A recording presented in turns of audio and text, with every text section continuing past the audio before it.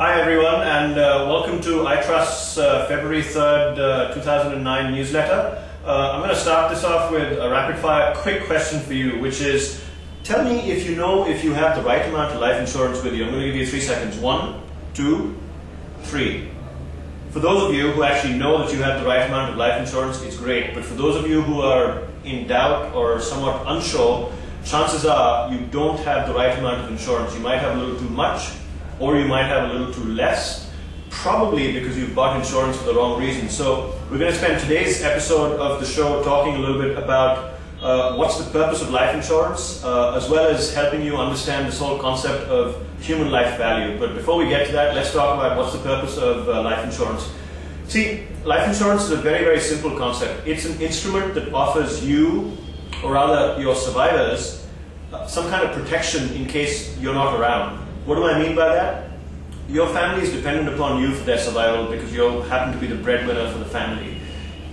Heaven forbid, if something happens to you tomorrow, who's going to take care of them? Well, if you have an insurance policy, then the insurance policy will, promise you a certain sum assured that we discussed last week that your family will be able to benefit from and be able to continue to pay their bills.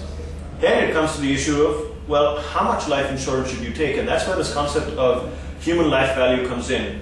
It's a technical term that you might hear some people in the insurance industry or perhaps even your insurance agent referring to, so let's understand what this means. The concept is very, very simple. Human life value is the financial value associated with the financial support that you provide to any of your dependents. Simple, right? It's basically the monetary value of all the expenses and obligations that you have towards people such as your spouse, your children, your parents, or anyone who is a financial dependent of yours. What do I mean by a financial dependent? Anyone whose life materially depends upon the income that you're generating. It could be, like I said, your spouse whose household expenses are dependent upon you, your children whose school fees, whose college education fees, whose expenses for their wedding are associated with you. It could be your parents' healthcare costs. It could be a cousin who might be handicapped who you're helping out. Anyone whose life is materially dependent upon the income that you're generating. So, the issue about whether you have the right amount of insurance or not can directly be addressed by this calculation of human life value, which is very, very possible to do. Easily possible to do, rather. All you've got to do is identify what are all the financial obligations that you have towards the financial dependence that you have.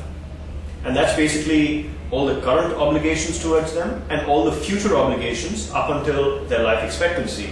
That also should include any current financial obligations that you might have towards an outstanding home loan, an outstanding car loan, some huge credit card bill you have, any kind of loan or debt that you might have also needs to get protected because, heaven forbid, tomorrow if you're not there, but that loan still needs to get paid off. If you've calculated human life value properly, i.e. the sum of all your obligations towards your family, spouse, financial dependents, and all the financial obligations that you have, then you're going to be safe, or rather your family is going to be safe in case you're not around. So let's talk a little bit also about what are the different occasions upon which you need to reconsider whether you have the right amount of insurance coverage or not. At a very minimum, you need to be reviewing whether you have the right amount of insurance coverage or not annually.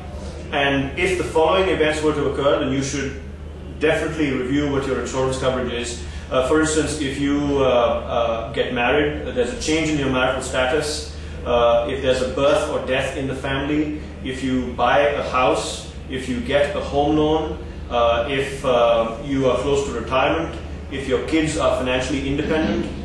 All these are events around which your financial responsibilities and obligations change, and as a result, your human life value also changes. So just keep that in mind anytime you are going through one of these events, that you probably need to reconsider whether you have the right kind of insurance or not. So in summary, all I'd like to say is think of insurance as a protection instrument, not just an instrument that's used for tax saving purposes.